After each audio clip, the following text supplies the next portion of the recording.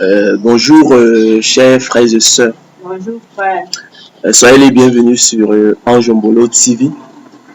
C'est toujours pour moi un réel plaisir de vous savoir nombreux à l'écoute de nos conférences. C'est toujours pour moi un réel plaisir de venir à vous afin qu'ensemble nous nous rendions au pied du Seigneur Jésus-Christ afin de partager le pain de vie, la bonne nouvelle de la grâce de Dieu, la bonne nouvelle de la prédestination des élus de Dieu au salut. Vous ne perdez pas votre temps, chers frères et sœurs. Je l'ai souvent dit, c'est la seule chose bonne et utile à savoir. J'ai à cœur, chers frères et sœurs, que vous puissiez vous approprier de votre élection divine. C'est la volonté du Seigneur Jésus-Christ. Il nous a donné cette espérance, cette bonne espérance, afin qu'elle console nos cœurs. Nous allons donc poursuivre ce matin, chers frères et sœurs, notre série de conférences consacrée à l'élection, à la grâce, à la prédestination des élus de Dieu au salut, de façon, chers frères et sœurs, à lever, à briser, à renverser toutes les forces terrestres, tous les raisonnements qui veulent maintenir captive la bonne nouvelle d'élection à la grâce, la bonne nouvelle de la prédestination des élus de Dieu au salut. Ce matin, le thème de la conférence de ce matin est intitulé la confusion de l'idée biblique de prédestination avec le conte profane et absurde du fatalisme. Donc, la confusion de l'idée biblique de prédestination avec le conte profane et absurde du fatalisme. L'idée ce matin, chers frères et sœurs, c'est de vous mettre en garde contre cette confusion entre l'idée de prédestination et l'idée de fatalisme. C'est une confusion que malheureusement le sens commun fait généralement, avec à la clé beaucoup de ravages. Donc, chers frères et sœurs, je l'ai dit précédemment, le sens commun confond souvent l'idée biblique de prédestination avec le conte profane et absurde du fatalisme. Alors, cette confusion, chers frères et sœurs, de l'idée de prédestination avec l'idée de fatalisme peut éveiller quelques doutes dans les esprits. Et si la prédestination des élus de Dieu au salut n'était qu'un conte profane et absurde à repousser? En effet, chers frères et sœurs, emprunté à la mythologie grecque et marqué par l'impuissance des volontés humaines, l'idée de fatalisme, en considérant, chers frères et sœurs, tous les événements comme irrévocablement fixés à l'avance, généralement de façon funeste, c'est-à-dire tragique, aveugle et irrationnelle, s'oppose à la liberté humaine, en contradiction ouverte, chers frères et sœurs, avec l'espérance humaine de l'acte volontaire, confirmée par celle de l'action efficace, où l'homme a conscience, chers frères et sœurs, de faire quelque chose de nouveau par un acte libre et en conséquence imprévisible, qui, sans son initiative, n'aurait pas existé. Le fatalisme, chers frères et sœurs, aboutit en outre, comme l'a démontré Leibniz, à l'argument paresseux et a été tenu pour tel. Si l'avenir est fatal, si ce qui doit arriver arrivera nécessairement, à quoi bon se dépenser en efforts inutiles? Ne rien faire. Telle est la conclusion pratique et le code, chers frères et sœurs, du fatalisme. On observera d'ailleurs, chers frères et sœurs, que cette conception porte non sur nos décisions en elles-mêmes, mais sur leur mise en exécution. En d'autres termes, chers frères et sœurs, selon une conception courante et active, l'idée de prédestination que le sens commun confond souvent à tort avec celle de fatalisme est contraire à toute notion de persévérance et de liberté nécessaire, ce qui en fait un conte profane et absurde à repousser. Pour le vulgaire, en effet, chers frères et sœurs, la croyance en la prédestination conduit au fatalisme. Idée, je l'ai dit précédemment, proprement absurde, qui ne saurait être soutenue à la rigueur à l'égard de l'individu, puisqu'on ne saurait sérieusement douter que la volonté et l'intelligence influent au moins, chers frères et sœurs, sur les événements ordinaires de la vie. Il n'est pas étonnant que le fatalisme ait presque toujours été interprété comme l'impuissance de ces facteurs à l'égard des événements importants, comme la mort.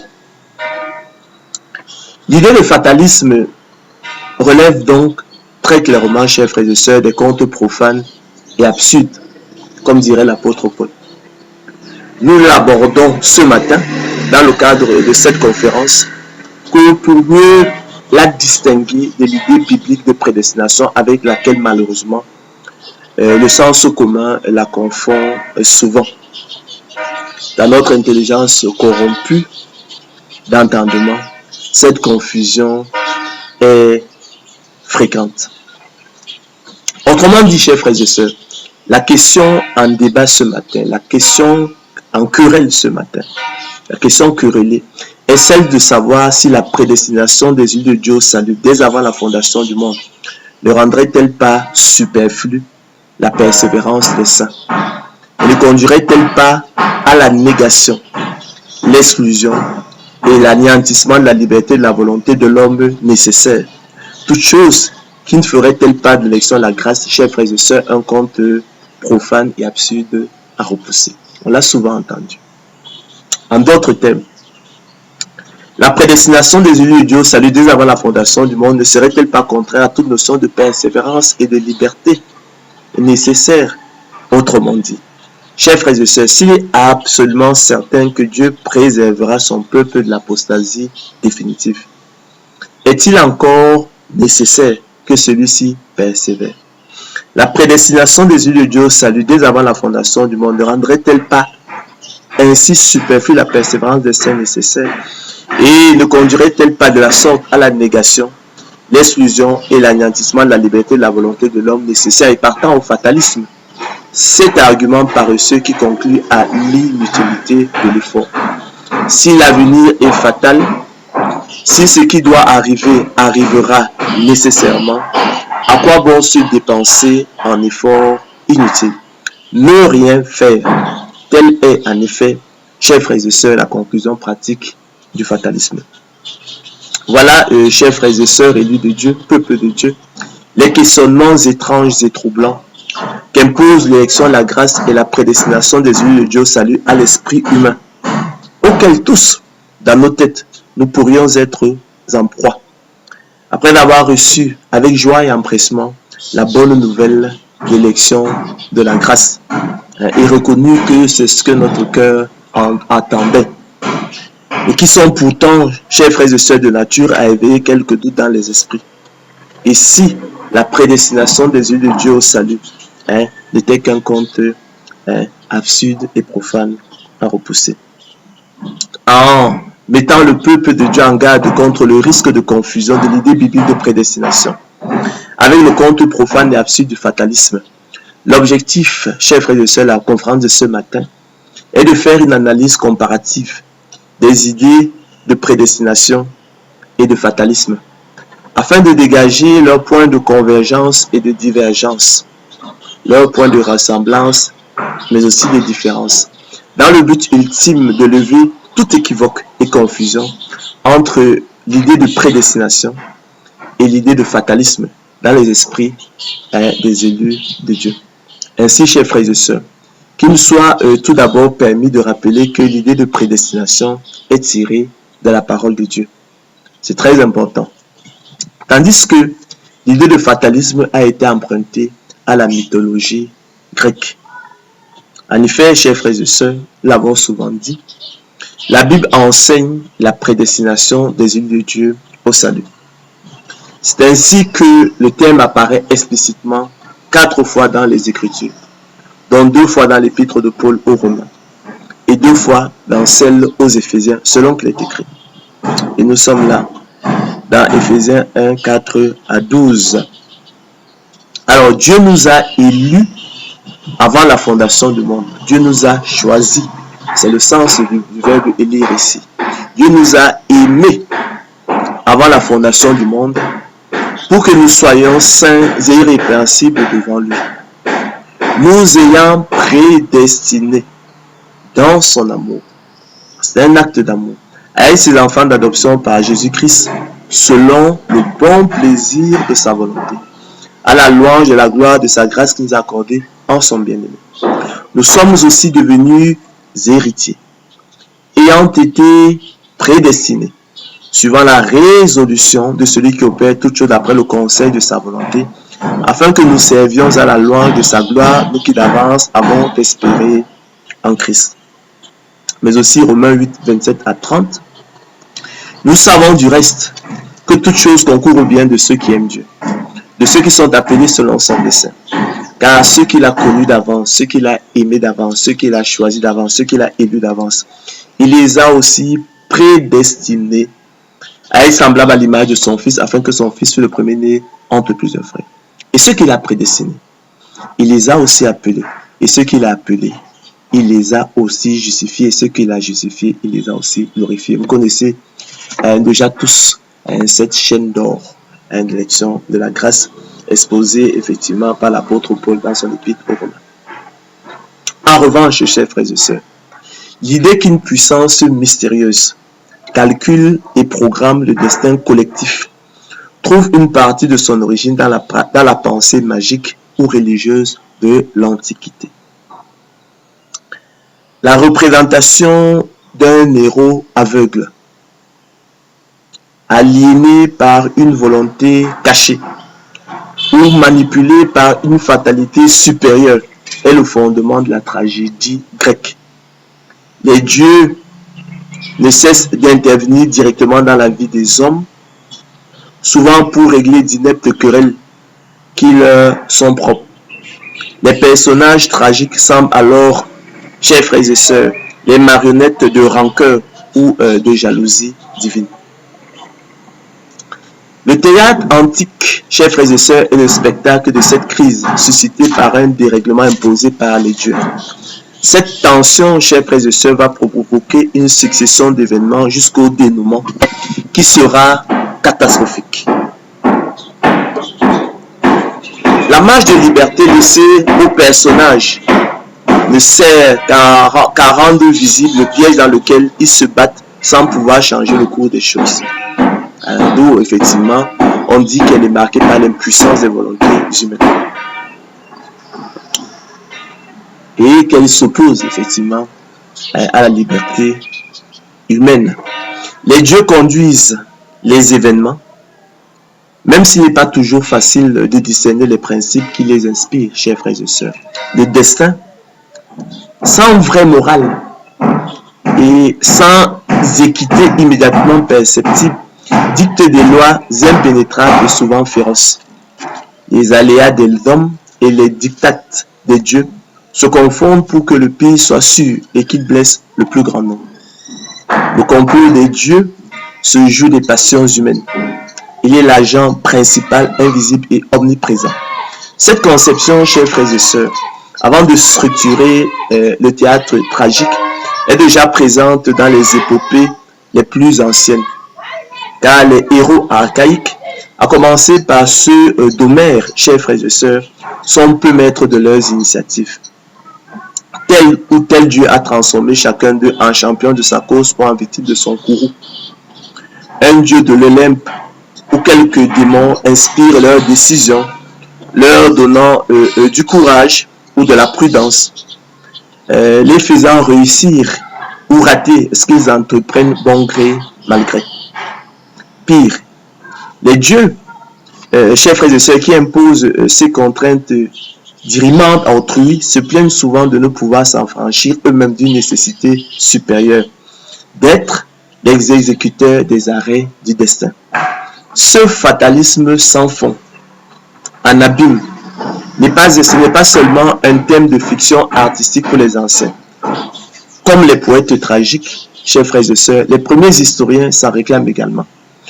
Toutes les créatures tentent vainement, chers frères et sœurs, de se dégager de ces manigances célestes. Elles tentent vainement de se dégager des complots, du complot de Dieu.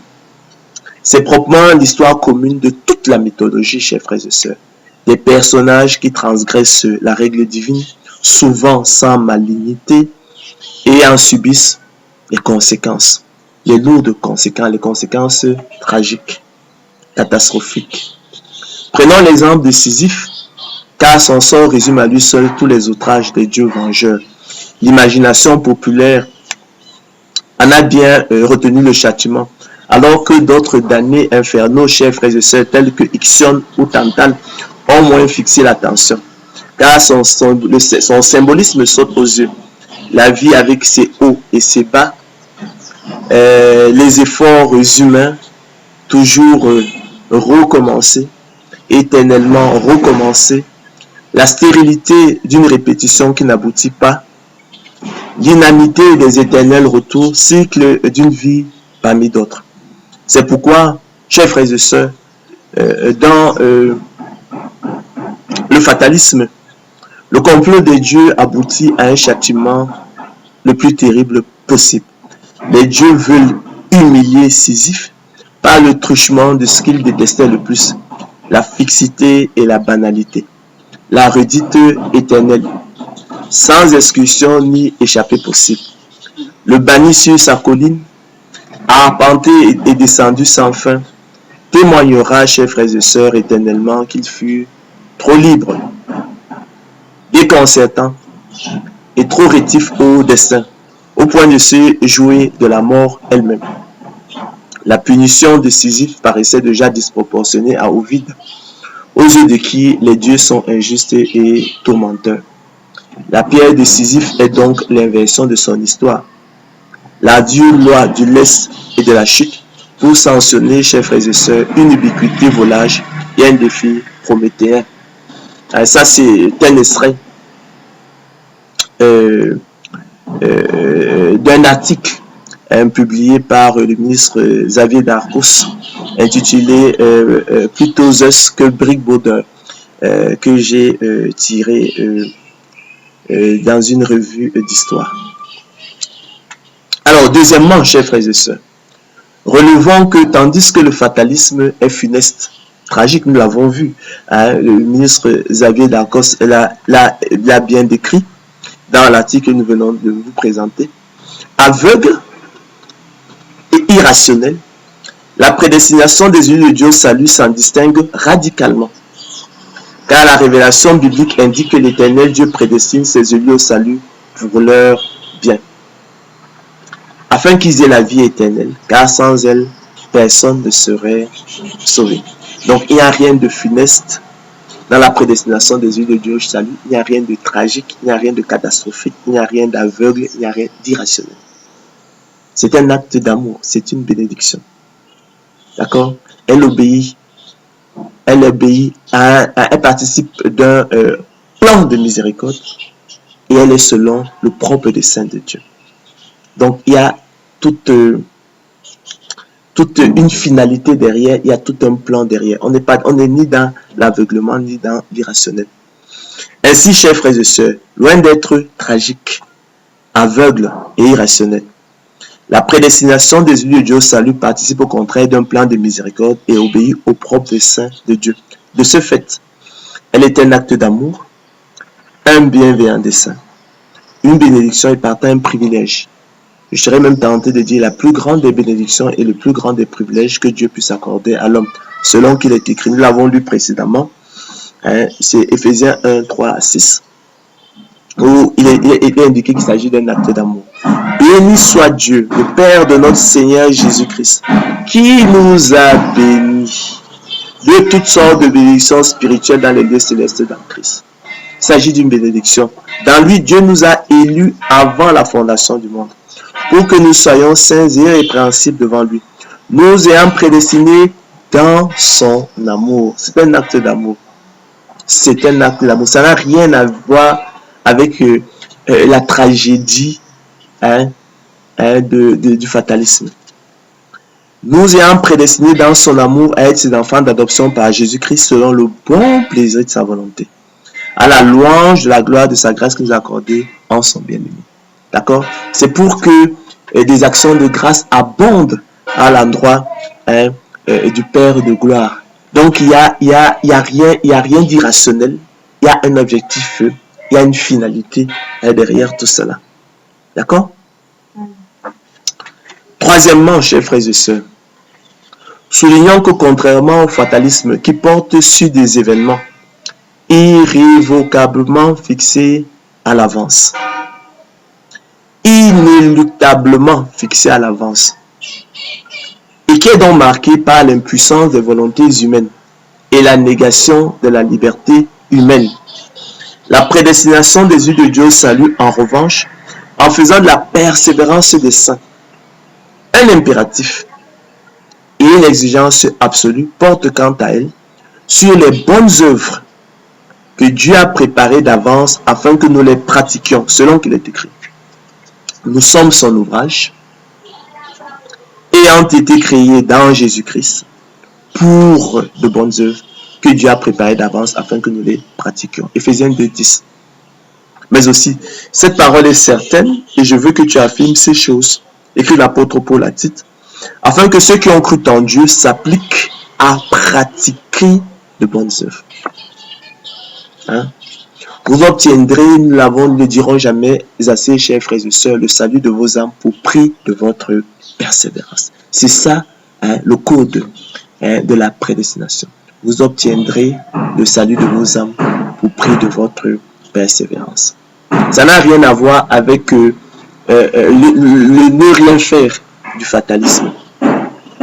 Voilà ce qui est bon et utile aux hommes, conclut-il. Mais évite les discussions folles, les généalogies, les querelles, les disputes relatives à la loi, car elles sont vaines et inutiles, selon qu'il est écrit. Il faut que le laboureur travaille avant de recueillir les fruits. Nous l'avons tous déjà compris, cette parole de l'apôtre Paul dans 2 Timothée 2:6. Il faut que le laboureur travaille d'abord avant de recueillir les fruits. Il faut que le laboureur travaille premièrement avant de recueillir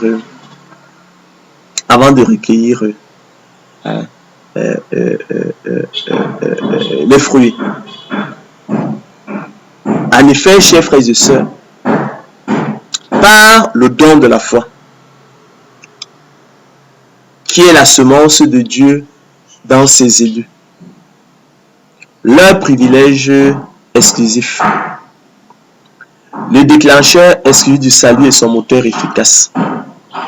L'élu de Dieu, et la comparaison est importante, il faut que vous le compreniez, est semblable au laboureur disposant de la semence de maïs, d'haricots, de cacao ou encore d'arachide, dont il est notoire, avéré, établi, absolument certain, je dirais même sûr, et largement connu que la culture produira le précieux fruit que sont les épis de maïs, les gousses d'haricots, les cabosses de cacao ou encore les coques d'arachide selon le cas, mais qui naturellement, chers frères et sœurs, ne dispense aucunement le laboureur de travailler. En l'occurrence, préparer le sol, semer, arroser, sacler, lutter contre les attaques des maladies, fertiliser le sol, etc. Selon qu'il est écrit, il faut que le laboureur travaille avant de recueillir les fruits. Il faut que le laboureur travaille d'abord avant de recueillir les fruits. Il faut que le laboureur travaille premièrement avant de recueillir les fruits. C'est une comparaison tirée de la nature. C'est un conseil de sagesse populaire. Donc, il faut que le laboureur travaille d'abord avant de recueillir les fruits, nous l'avons dit. Il faut que le laboureur travaille avant de recueillir de la semence les fruits. Il faut que le laboureur travaille avant de recueillir de la semence le précieux fruit. De même aussi et par analogie, chers frères et sœurs, il faut que l'élu de Dieu travaille et persévère avant de recueillir de la semence de Dieu en lui, le précieux fruit qu'est le salut, le repos de l'âme et la vie éternelle. De même aussi et par analogie, chers frères et sœurs, il faut que l'élu de Dieu travaille et persévère avant de recueillir du don de la foi, qui est la semence de Dieu en lui, le précieux fruit qu'est le salut, le repos de l'âme et la vie éternelle. Cette comparaison est essentielle si vous voulez comprendre ce dont nous parlons, si vous voulez comprendre effectivement que la prédestination des yeux de Dieu au salut ne fait point, chers frères et sœurs, ne rend point superflu effectivement la persévérance des saints. Elle en fait effectivement une exigence, un impératif absolu, d'où effectivement ce code de la prédestination des élus de Dieu au salut, à savoir que vous obtiendrez, chers frères et sœurs, le salut de vos âmes au prix de votre persévérance. En cela, la prédestination des élus de Dieu au salut se distingue donc du fatalisme, qui conclut effectivement à l'inutilité de l'effort. Ne rien faire. Donc, nous l'avons vu, telle était la conclusion pratique du fatalisme, tel était le code du fatalisme. En effet, chers frères et sœurs, si le laboureur par extraordinaire s'amusait à abandonner sa semence dans un tiroir, il va sans dire qu'il ne pourrait rien en attendre, car celle-ci demeurerait inféconde, stérile, improductive. Cela va de soi. Mais de même, chers frères et sœurs, que l'on ne saurait imaginer le laboureur négliger, saccager et mettre le feu sur sa propre vigne dont il en attend le précieux fruit. De même aussi et par analogie, chers frères et sœurs, l'élu de Dieu ne saurait se détourner de la libre entrée dans le sanctuaire, par la route nouvelle et vivante que le Seigneur de gloire Jésus-Christ a inaugurée pour lui au travers du voile, c'est-à-dire de sa chair, pour s'approcher du grand souverain sacrificateur selon l'ordre de Melchisédek, qui peut sauver parfaitement ceux qui s'approchent de Dieu par lui, étant toujours vivant pour intercéder en leur faveur, et qui, après avoir été élevé à la perfection, est devenu pour tous ceux qui lui obéissent l'auteur d'un salut éternel. Car, chers frères et sœurs, de même que le précieux fruit de la vigne est un bien que le laboureur désire, de même aussi et par analogie, chers frères et sœurs, le salut est un bien que l'élu de Dieu désire ardemment, du fond du cœur, depuis que par la nouvelle naissance, il est revenu à son bon sens et s'est dégagé des pièges du diable qui s'est emparé de lui pour le soumettre à sa volonté. Ainsi, élu de Dieu, c'est à cause de nous qu'il a été écrit que celui qui laboure doit labourer avec espérance. Car c'est en espérance que nous sommes sauvés. Espérance ici comme attente confiante d'un bien qu'on désire. Car nous aussi, nous étions autrefois insensés, explique l'apôtre Paul, désobéissants, égarés, asservis à toute espèce de convoitise et de volupté, vivant dans la méchanceté et dans l'envie, dignes d'être haïs et nous haïssant les uns les autres. Mais lorsque la bonté de Dieu, notre Sauveur, et son amour pour les hommes ont été manifestés, il nous a sauvés. Il nous a sauvés, nous, élus de Dieu, et nous seuls. Je rappelle que le verbe sauver signifie procurer le salut éternel par le moyen de la nouvelle naissance. Mais lorsque la bonté de Dieu, notre Sauveur, son amour pour les hommes ont été manifestés, il nous a sauvés, écrit l'apôtre Paul à Tite, non à cause des œuvres de justice que nous aurions faites, mais selon sa miséricorde. Par la nouvelle naissance opérée par le Saint-Esprit qu'il a répandu sur nous avec abondance par Jésus-Christ notre Sauveur, afin que justifiés par sa grâce, afin que déclarés justes par sa grâce, nous devenions en espérance héritiers de la vie éternelle.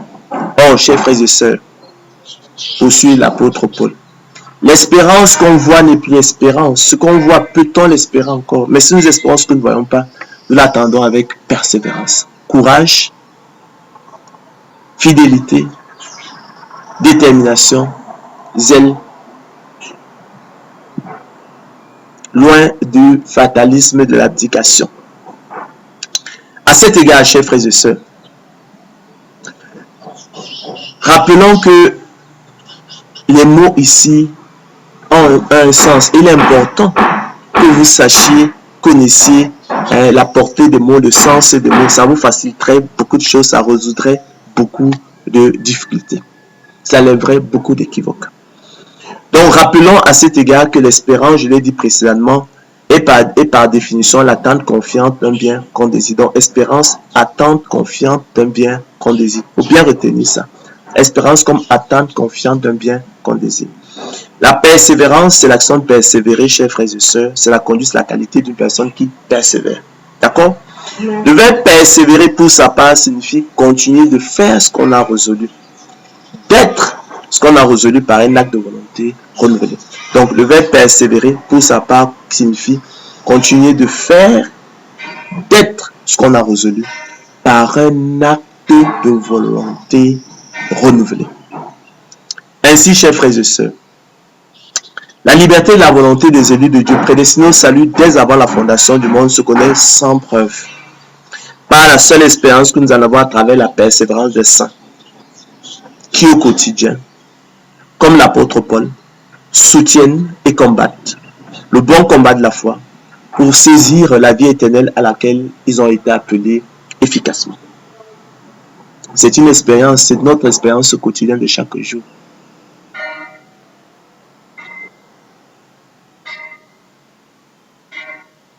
Chaque jour, nous maintenons le cap. Nous soutenons et combattons le bon combat de la foi pour saisir la vie éternelle à laquelle nous avons été appelés. Nous continuons de faire ce que nous avons résolu.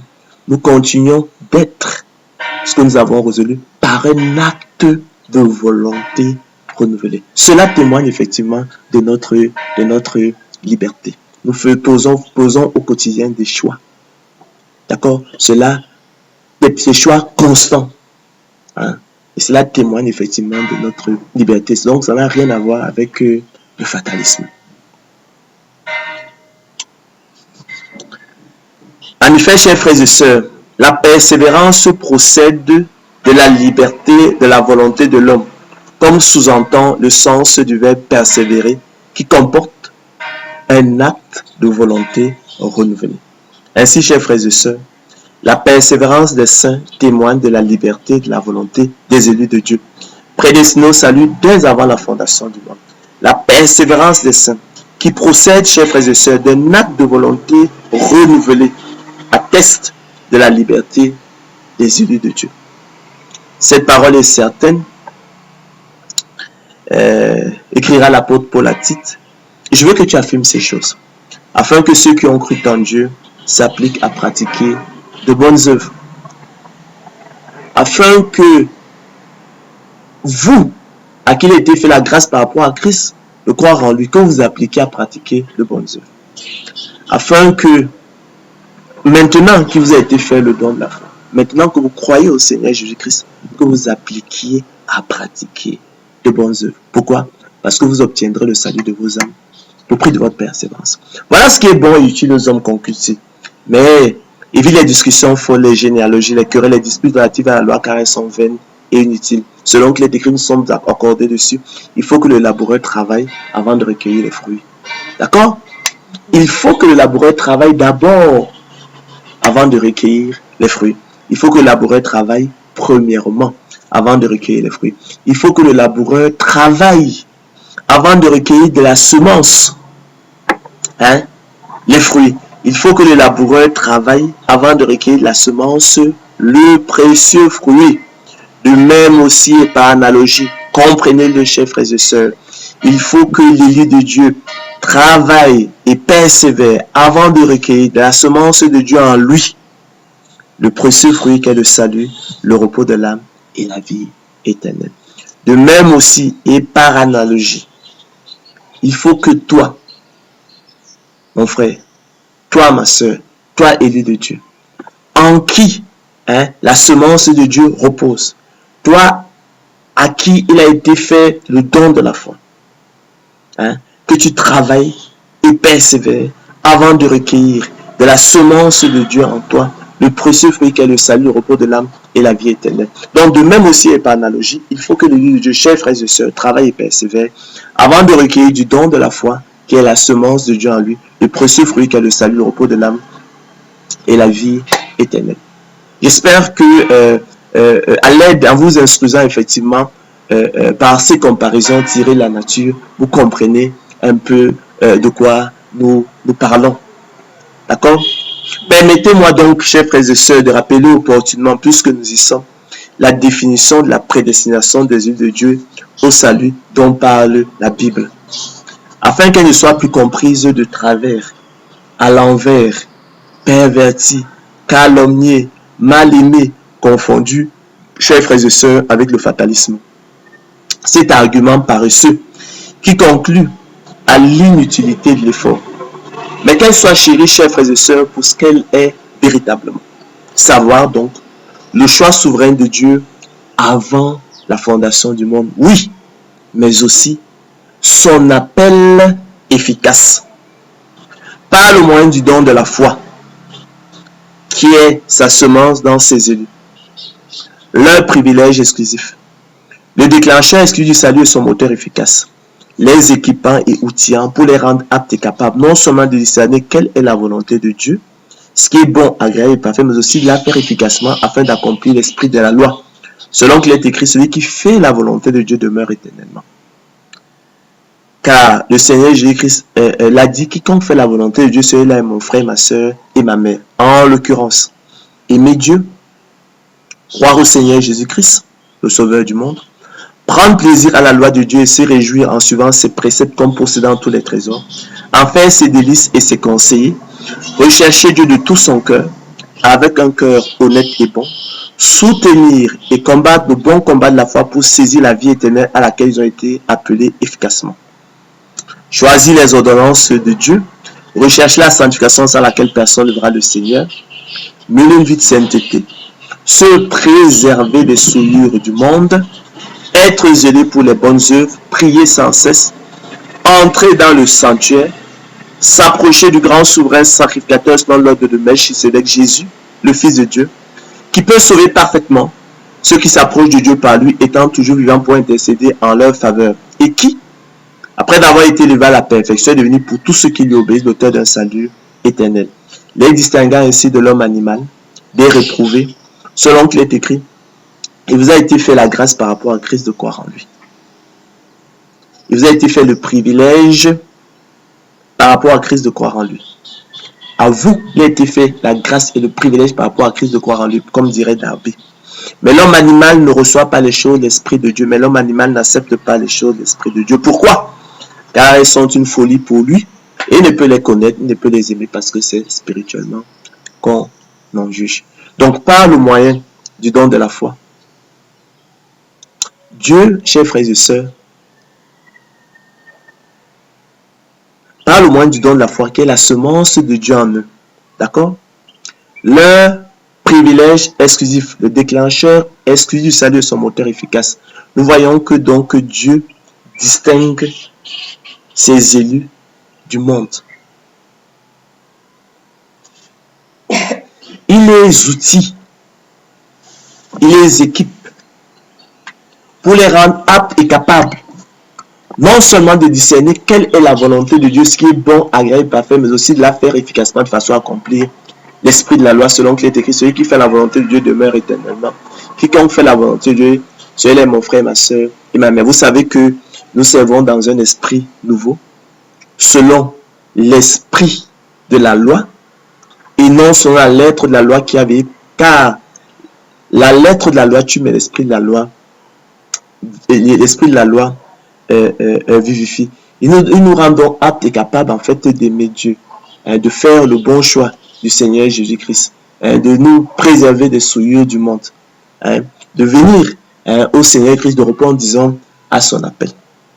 Donc, on va donc définir, chers frères et sœurs, la prédestination des élus de Dieu au salut comme le choix souverain de Dieu avant la fondation du monde, oui, et son appel efficace par le moyen du don de la foi, qui est sa semence dans ses élus, leur privilège exclusif, le déclencheur exclusif du salut et son moteur efficace, les équipant et outillant pour les rendre aptes et capables, chers frères et sœurs, non seulement de discerner quelle est la volonté de Dieu, ce qui est bon, agréable et parfait, mais aussi de la faire efficacement de façon à accomplir l'esprit de la loi. En l'occurrence, par le moyen du don de la foi, il rend ses élus aptes, capables d'aimer Dieu, de croire au Seigneur Jésus-Christ, de venir à lui, de prendre plaisir à la loi de Dieu, de se réjouir en suivant ses préceptes comme possédant tous les trésors, d'en faire ses délices et ses conseils, de rechercher Dieu de tout son cœur, avec un cœur honnête et bon, de soutenir et combattre le bon combat de la foi. Cela, l'homme animal n'en est pas capable. De choisir les ordonnances de Dieu, de rechercher la sanctification sans laquelle personne ne verra le Seigneur, de mener une vie de sainteté, de se préserver des cieux du monde, d'être zélé pour les bonnes œuvres, de prier sans cesse, de venir au Seigneur Jésus-Christ, lui le grand souverain sacrificateur, selon l'ordre de Melchisédek. Ainsi, il est distinct donc de l'homme animal qui est spirituellement mort, qui est étranger à la vie de Dieu, selon qu'il est écrit. Mais l'homme animal ne reçoit pas les choses de l'Esprit de Dieu. Mais l'homme animal n'accepte pas les choses de l'Esprit de Dieu, car elles sont une folie pour lui, et il ne peut les connaître parce que c'est spirituellement qu'on en juge. Tel était votre état avant la nouvelle naissance. D'accord? Quel fruit portiez-vous alors? Celle de l'homme animal. Ainsi, chers frères et sœurs, c'est en espérance que nous sommes sauvés. Or, l'espérance qu'on voit n'est plus l'espérance. Ce qu'on voit, peut-on l'espérer encore? Mais si nous espérons ce que nous ne voyons pas, nous l'attendons avec persévérance. C'est pourquoi, frère, écrit l'apôtre Pierre dans sa seconde épître, appliquez-vous de temps plus à affermir votre vocation et votre élection. Appliquez-vous de temps plus à affermir votre vocation et votre prédestination. Car en faisant cela, vous ne broncherez jamais. C'est ainsi en effet que l'entrée dans le royaume de notre Seigneur et Sauveur Jésus vous sera pleinement accordée.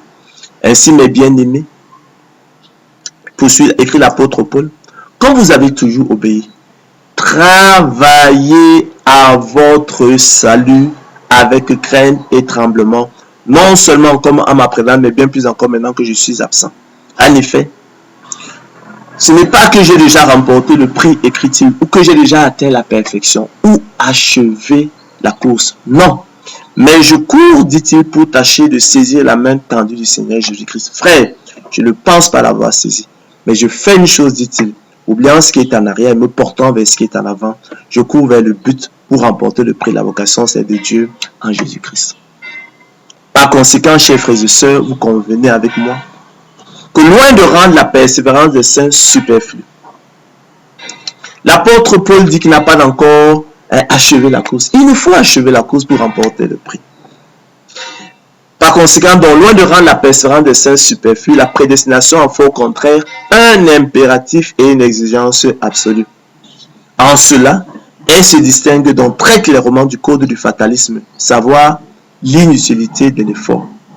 Si l'avenir est fatal, si ce qui doit arriver arrivera nécessairement, à quoi bon se dépenser un effort inutile? Ne rien faire. Telle est en effet la conclusion pratique et le code du fatalisme. Cela n'a rien à voir avec la prédestination des œuvres de Dieu au salut. On ne vous a jamais invité, appelé à ne rien faire. Il faut au contraire achever la course. En achevant la course que vous remporterez le prix. Et le Seigneur vous a donc outillé pour cela. D'accord?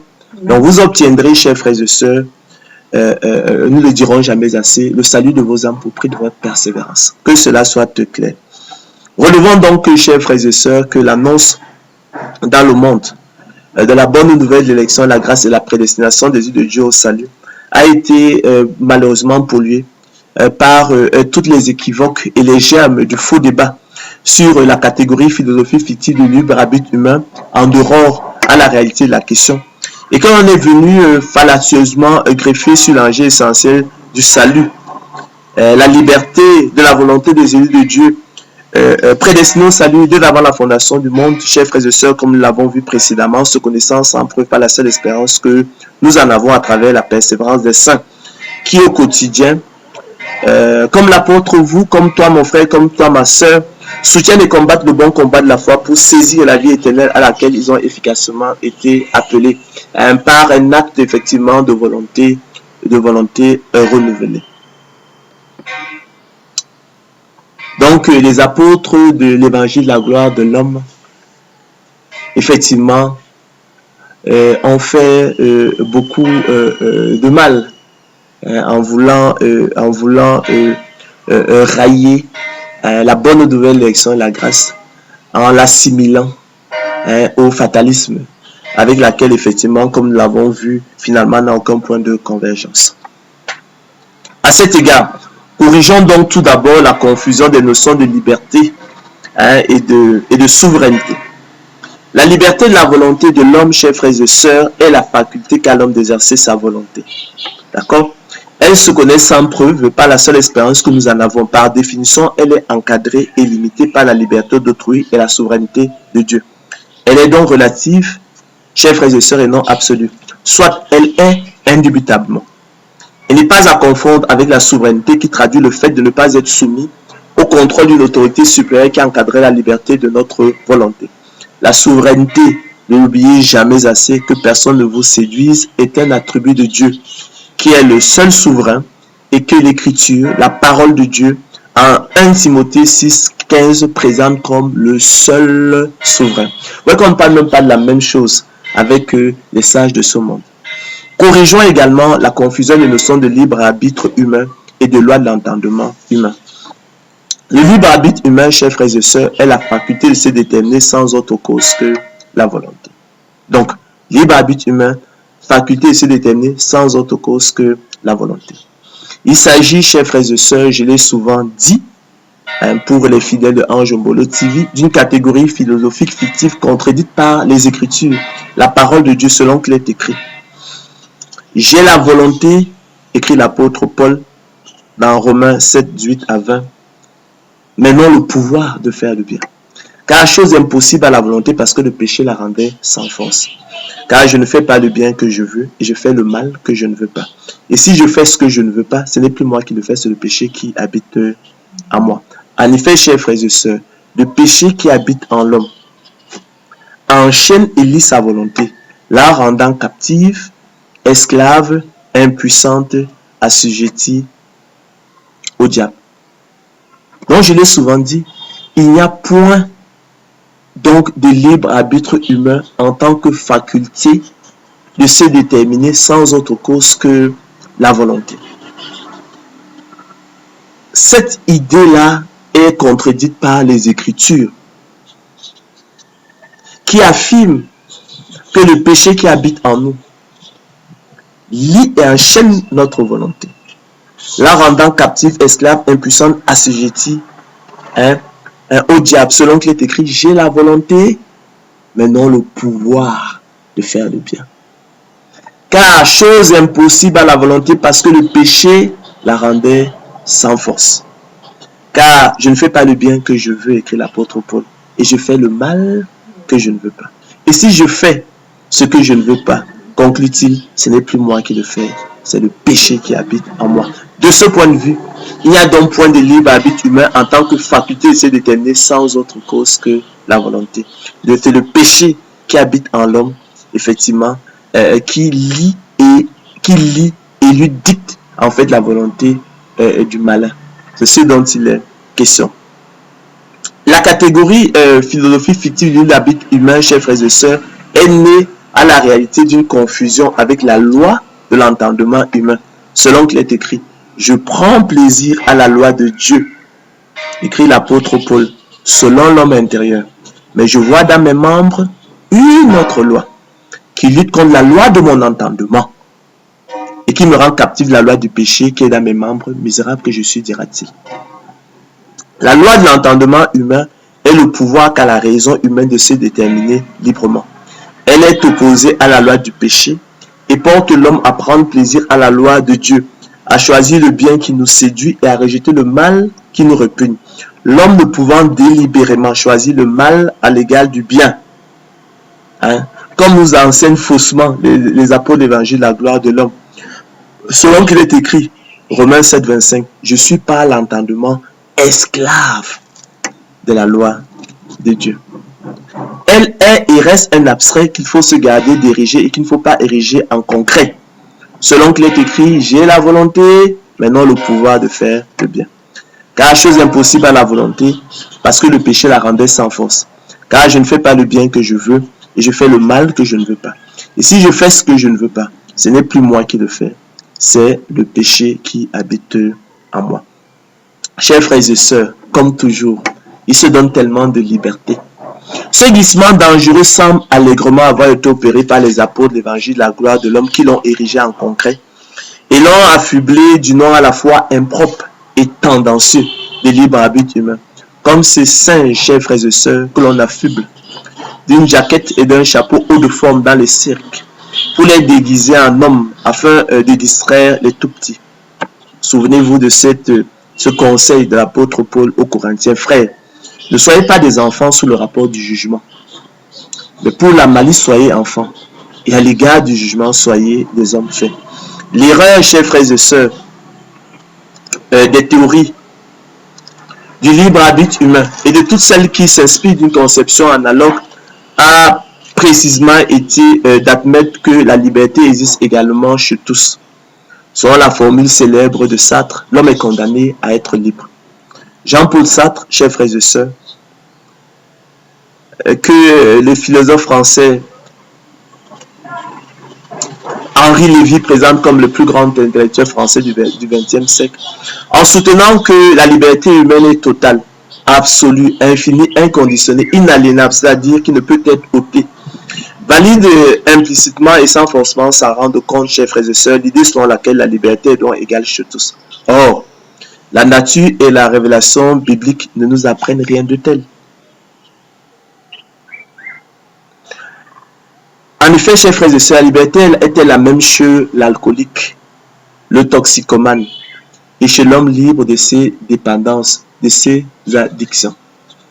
Toi, mon frère, qui a peut-être sombré dans le passé dans l'alcool, penses-tu que tu produisais les mêmes fruits, que tu avais la même liberté qu'est la tienne aujourd'hui? La liberté était la même chez le kleptomane, le pyromane et chez l'homme libre de ses manies. Toi qui étais esclave du vol, qui volait, tu ne savais même pas pourquoi. Après ta nouvelle naissance, penses-tu que ta liberté soit la même? À moins à confondre nos chaînes avec la liberté. La liberté, chers frères et sœurs, était la même chez le passionné, l'obsédé, le dément, et chez de l'homme libre de ses vices. La liberté était légale chez l'homme non régénéré et chez l'homme régénéré. Quels fruits portiez-vous alors lorsque vous étiez dans le monde? Des fruits dont vous rugissez encore aujourd'hui.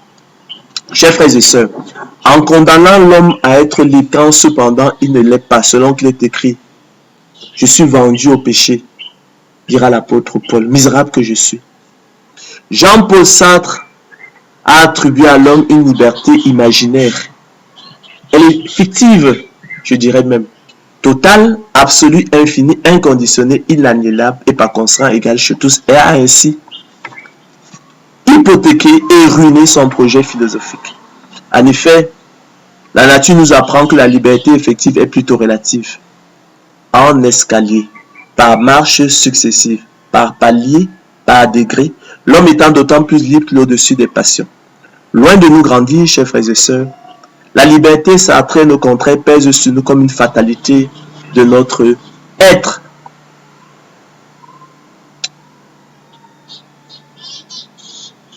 Sartre, chers frères et sœurs, pousse la coïncidence de l'homme avec sa liberté au point d'effacer toute distinction entre ceux de nos actes qui sont libres et ceux qui ne le sont point.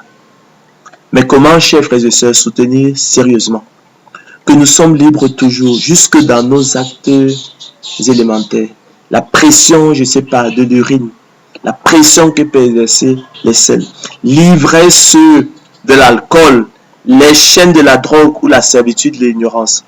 Ce que Sartre nomme ici liberté n'est pas, chers frères et sœurs, ce qu'on entend d'ordinaire sous ce nom. Une telle liberté, croyez-moi, est dérisoire et aliénante. Une liberté, chers frères et sœurs, qui se confond avec nos chaînes, avec la drogue, l'alcoolisme, la kleptomanie, et que sais-je encore. Et demeure toujours égal à soi, qui n'est pas le moyen de nous dépasser, de sortir de nous-mêmes, de rendre le monde vraiment meilleur, n'est pas de la liberté, chers frères et sœurs, ça s'appelle ni moins ni plus que de l'aliénation. Quatrièmement, chers frères et sœurs, relevons que, bien que la prédestination fasse de la persévérance des saints un impératif et une exigence absolue. À un seul oncle est écrit, vous obtiendrez le salut de vos âmes pour prix de votre persévérance. Cependant, elle exclut catégoriquement, chers frères et sœurs, et ne laisse aucun mérite à l'homme dans le salut. Tous les mérites, chers frères et sœurs, revenant, nous avons souvent eu l'occasion de l'expliquer, exclusivement au Seigneur de gloire Jésus-Christ. Lui, l'auteur du don de la foi. Le don de la foi, nous l'avons dit, qui constitue le privilège des élus de Dieu. Le monde en a été privé selon de bons plaisirs de la volonté de Dieu. Le déclencheur exclusif du salut est son moteur efficace selon qu'il est écrit. Où donc est le sujet de se glorifier? Écrit l'apôtre Paul dans Romains 3, 27 à 30. Il est exclu. Par quelle loi? Pas la loi des œuvres? Non. Mais par la loi du don de la foi. Car nous pensons, écrit l'apôtre Paul, que l'homme est justifié par le moyen du don de la foi sans les œuvres de la loi.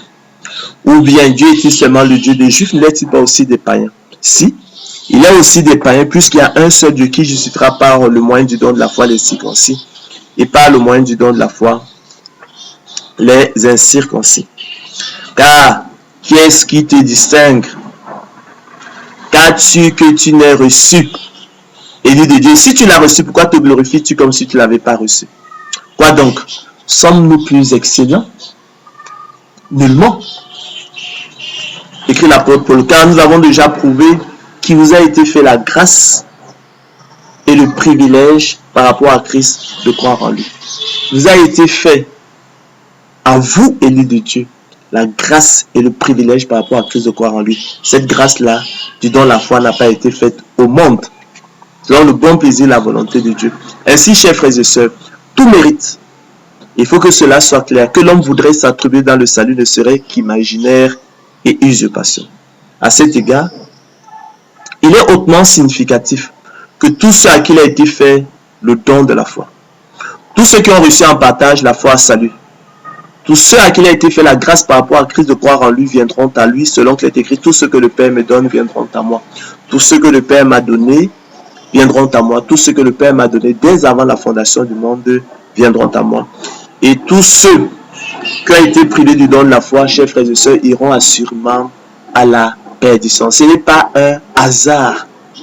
C'est donc dire que c'est le Seigneur Jésus-Christ qui est l'auteur de notre salut de A à Z. Nous devons notre salut au don de la foi, chers frères et sœurs, à la semence de Dieu en nous. Soulignons, chers frères et sœurs, que ce point particulier du code de la prédestination des élus de Dieu au salut semble constituer l'un des moteurs centraux de la confusion avec l'idée de fatalisme. En effet, chers frères et sœurs, en sacrifiant sur l'autel de la grâce divine, à toute idée de mérite de l'homme dans le salut, en excluant catégoriquement, en ne laissant aucun mérite à l'homme dans le salut, la prédestination des élus de Dieu au salut déroute et trouble le bon sens, qui croit y discerner le code et la conclusion pratique du fatalisme, savoir ne rien faire donc, en confondant les notions voisines mais distinctes d'effort et de mérite. Entendons par effort la peine de travail, la persévérance. Et par mérite ici, en fait, de façon rigoureuse, il s'agit de la propre justice. Supériorité propre, excellence propre, qualité propre. Par extension, on dira ce qui rend une personne digne d'estime, de récompense, quand on considère la valeur de sa conduite, les difficultés surmontées. Si l'élément déterminant ici, c'est le don de la foi, dont certains ont été privés, non, les mérites reviennent plutôt à l'auteur du don de la foi. C'est ce dont il est question. On a dit qu'il était hautement significatif que tous ceux à qui il avait été fait le don de la foi viendraient au Seigneur Jésus et ceux qui en avaient été privés iraient à la perdition. Or, rigoureusement, chers frères et sœurs, l'exclusion et la négation de toute idée de mérite de l'homme dans le salut, aucunement ne sous-entend forcément l'inutilité de ses efforts. Selon qu'il est écrit, nous l'avons dit, travaillez à votre salut avec crainte et tremblement, car c'est Dieu qui produit en vous le vouloir et le faire selon son bon plaisir. Car nous sommes son ouvrage, ayant été créés dans Jésus-Christ pour de bonnes œuvres que Dieu a préparées d'avance afin que nous les pratiquions. Appliquez-vous d'autant plus à affermir, chers frères et sœurs, votre vocation et votre élection, votre prédestination. C'est ainsi en effet que l'entrée dans le royaume éternel de notre Seigneur et Sauveur Jésus sera pleinement accordée. Cette parole est certaine, écrit l'apôtre Paul. Et je veux que tu affirmes ces choses afin que ceux qui ont cru en Dieu s'appliquent à pratiquer de bonnes œuvres. Voilà ce qui est bon et utile aux hommes. Mais vit des discussions folles, poursuit-il les généalogies, les querelles, les disputes relatives à la loi car elles sont vaines et inutiles, selon qu'il est écrit. Nous l'avons expliqué précédemment. Il faut que le laboureur travaille avant de recueillir les fruits. Il faut que le laboureur travaille d'abord avant de recueillir les fruits. Il faut que le laboureur travaille premièrement avant de recueillir les fruits. Il faut que le laboureur travaille avant de recueillir de la semence les fruits. Il faut que le laboureur travaille avant de recueillir de la semence le précieux fruit. De même aussi et par analogie, chers frères et sœurs, il faut que l'élu de Dieu travaille et persévère avant de recueillir de la semence de Dieu en lui, le précieux fruit qu'est le salut, le repos de l'âme et la vie éternelle. Il faut, de même aussi et par analogie, il faut que l'élu de Dieu travaille et persévère avant de recueillir du don de la foi, qu'est la semence de Dieu en lui et son privilège exclusif, le précieux fruit qu'est le salut, le repos de l'âme et la vie éternelle. Ainsi, chers frères et sœurs, l'exclusion de toute idée de mérite de l'homme dans le salut constitue un autre code de la prédestination. Mais en créant un lien imaginaire et fictif entre l'inutilité de l'effort, qui est la conclusion pratique du fatalisme, et la négation de toute idée de mérite de l'homme dans le salut, qui est l'un des codes de la prédestination, laquelle nous demeurons. Nous l'avons vu faire la persévérance des saints, un impératif et une exigence absolue. Le sens commun confond faussement l'idée de prédestination avec l'idée de fatalisme. Chers frères et sœurs, ayant ainsi fait l'expérience de la liberté de la volonté de l'homme à travers la persévérance des saints, nous pouvons conclure, chers frères et sœurs, nous pouvons conclure que la prédestination des élus de Dieu au salut dès avant la fondation du monde, loin de rendre superflue la persévérance des saints et de conduire à la négation, l'exclusion ou l'anéantissement de la liberté des élus de Dieu, est plutôt libératrice et source de liberté. De même qu'elle fait de la persévérance des saints un impératif absolu.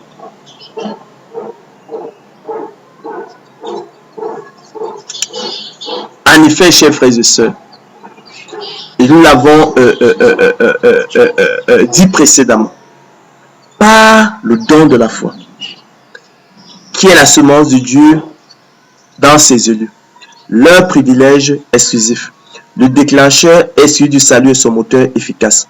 L'élu de Dieu, chers frères et sœurs, est semblable au laboureur, disposant de la semence de maïs, d'haricots, de cacao ou encore d'arachide, dont il est notoire, avéré, établi, absolument certain et largement connu que la culture produira le précieux fruit que sont les épis de maïs, les gousses d'haricots, les cabosses de cacao ou encore les coques d'arachide, selon le cas, mais qui naturellement ne dispense aucunement le laboureur de travail, en l'occurrence préparer le sol, semer, arroser, sacler, lutter contre les attaques des maladies, fertiliser le sol, etc. selon qu'il est écrit. Il faut que le laboureur travaille avant de recueillir les fruits. Il faut que le laboureur travaille avant de recueillir la semence des fruits. Il faut que le laboureur travaille avant de recueillir la semence, le précieux fruit. De même aussi et par analogie, chers frères et sœurs. Il faut que l'élu de Dieu travaille et persévère avant de recueillir la semence de Dieu en lui, le précieux fruit qui est le salut, le repos de l'âme et la vie éternelle. De même aussi et par analogie, chers frères et sœurs, il faut que l'élu de Dieu travaille et persévère avant de recueillir du don de la foi, qui est la semence de Dieu en lui, le précieux fruit qui est le salut, le repos de l'âme et la vie éternelle. Donc, de même aussi et par analogie, il faut que toi, mon frère, toi à qui il a été fait le don de la foi, le don de la foi qui est la semence de Dieu en toi, que tu travailles et persévères avant de recueillir de la semence de Dieu en toi, le précieux fruit qui est le salut, le repos de l'âme et la vie éternelle. En effet, si le laboureur par extraordinaire s'amusait à abandonner sa semence dans le tiroir, nous l'avons dit, il va sans dire qu'il ne pourrait rien en attendre, car celle-ci demeurerait un feugon stérile, improductive. Mais de même que l'on ne saurait imaginer le laboureur négligé, saccagé, mettre le feu sur sa propre vigne dont il attend le précieux fruit. De même aussi et par analogie, l'élu de Dieu ne saurait se détourner de la libre entrée dans le sanctuaire, par la route nouvelle et vivante que le Seigneur de gloire Jésus-Christ a inaugurée pour lui au travers du voile, c'est-à-dire de sa chair, pour s'approcher du grand souverain sacrificateur selon l'ordre Melchisédek, qui peut sauver parfaitement ceux qui s'approchent de Dieu par lui, étant toujours vivant pour intercéder en leur faveur, et qui, après avoir été élevé à la perfection, est devenu pour ceux qui lui obéissent l'auteur d'un salut éternel. Car, chers frères et sœurs, de même que le précieux fruit de la vigne est un bien que le laboureur désire, de même aussi et par analogie, le salut est un bien que l'élu de Dieu désire ardemment. Depuis que par la nouvelle naissance, il est revenu à son bon sens et s'est dégagé des pièges du diable qui s'est emparé de lui pour le soumettre à sa volonté. Ainsi, élu de Dieu, c'est à cause de nous qu'il a été écrit que celui qui laboure doit labourer avec espérance. C'est à cause de nous, élus de Dieu, qu'il a été écrit que celui qui laboure doit labourer avec espérance, écrit l'apôtre Paul dans 1 Corinthiens 9:10. Car c'est en espérance que nous sommes sauvés. Espérance comme attente confiante d'un bien qu'on désire. Car nous aussi, nous étions autrefois insensés, désobéissants, égarés, asservis à toute espèce de convoitise et de volupté, vivant dans la méchanceté, dans l'envie, dignes d'être haïs et nous haïssant les uns les autres. Mais lorsque la bonté de Dieu, notre Sauveur, et son amour pour les hommes ont été manifestés, il nous a sauvés, chers frères et sœurs. Non à cause des œuvres de justice que nous avons faites, mais selon sa miséricorde. Comment? Par la nouvelle naissance, opérée par le Saint-Esprit qu'il a répandu sur nous avec abondance par Jésus-Christ notre Sauveur, afin que justifiés par sa grâce, déclarés justes par sa grâce, nous devenions en espérance héritiers de la vie éternelle. Or, l'espérance qu'on voit, chers frères et sœurs, n'est plus espérance. Ce qu'on voit, peut-on l'espérer encore? Mais si nous espérons ce que nous ne voyons pas, nous l'attendons comment? Avec persévérance, endurance, courage, détermination, zèle, fidélité. À cet égard, rappelons encore, et je veux que vous alliez méditer sur le sens de tous ces mots, ça vous aidera beaucoup. Rappelons que l'espérance est par définition l'attente confiante d'un bien qu'on désire. Donc, espérance, attente confiante d'un bien qu'on désire.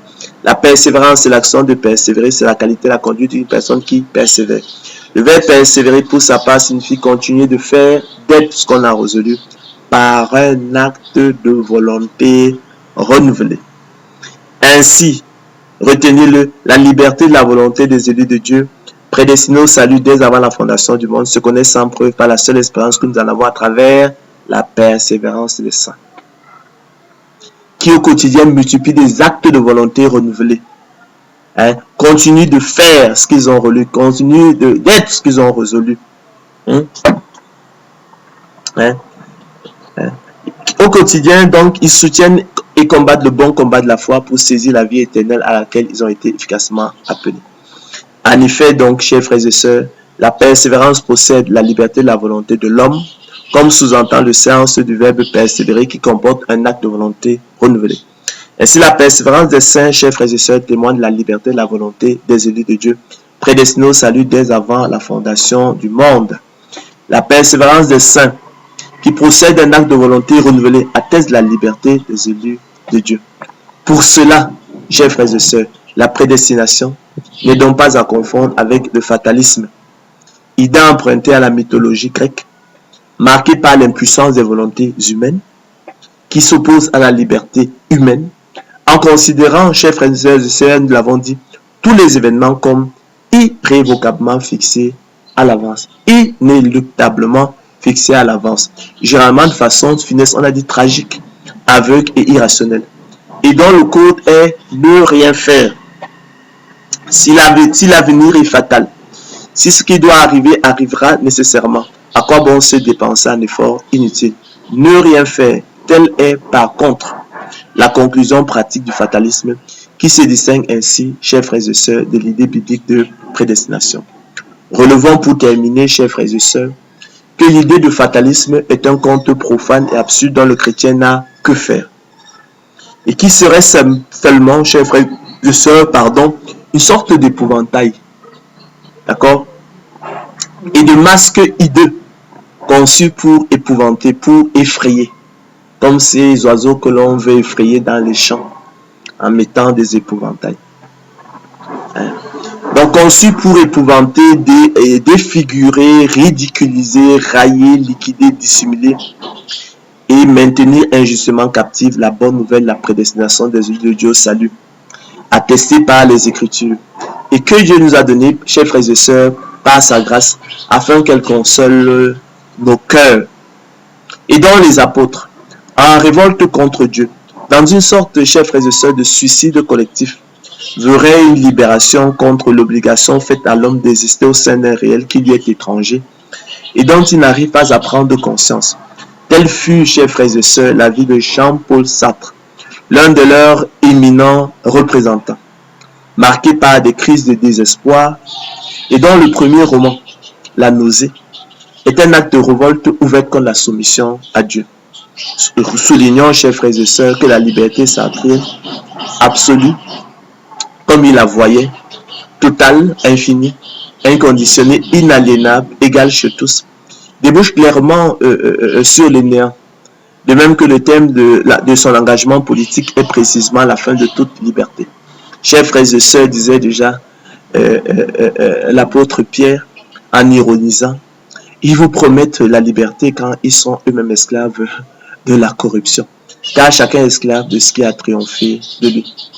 Mais vous, chers frères et sœurs, que personne ne s'abuse lui-même, vous obtiendrez le salut de vos âmes pour prix de votre persévérance. Tel est le code, la prédestination des élus de Dieu au salut, qui se distingue du fatalisme, qui conclut pour sa part, nous l'avons dit précédemment, à l'inutilité de l'effort et conduit à l'argument paresseux. Si l'avenir est fatal, si ce qui doit arriver arrivera nécessairement, à quoi bon se dépenser un effort inutile? Ne rien faire. Telle est la conclusion pratique et le code du fatalisme. Rien à voir donc avec le code, la prédestination des élus de Dieu au salut, selon que écrit, vous obtiendrez le salut de vos âmes pour prix de votre persévérance. La prédestination des élus de Dieu au salut fait de la persévérance des saints un impératif, une exigence absolue. D'accord? Chers frères et sœurs, ma prière à Dieu pour vous, c'est qu'il lui plaise d'illuminer les yeux de votre cœur et de votre entendement, afin que l'idée biblique de la prédestination ne soit plus confondue dans votre esprit avec le conte profane et absurde du fatalisme. Que personne ne vous trouble plus donc, parce que les choses sont claires. Et je répète que c'est pas parce que la prédestination des yeux de Dieu au salut exclut tout mérite de l'homme dans le salut qu'elle sous-entend l'inutilité de l'effort. C'est pas ça. Selon qu'il est écrit, il faut que le laboureur travaille avant de recueillir les fruits. Il faut que le laboureur travaille d'abord avant de recueillir les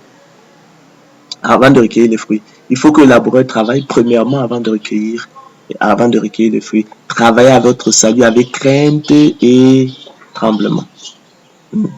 Affermissez d'autant plus votre vocation et votre élection. Affermissez d'autant plus votre vocation et votre prédestination.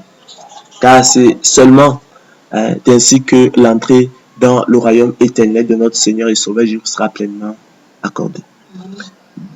Bon après-midi à tout le monde. À la prochaine. Restez connectés sur Anjombolo TV. Partagez afin que des actions de grâce abondent à l'endroit de Dieu, le Père, qui effectivement nous a fait le don de sa grâce. Que l'honneur, chers frères et sœurs, la gloire et l'acclamation reviennent au Seigneur de gloire Jésus-Christ seul. Restez connectés sur Anjombolo TV et à la prochaine.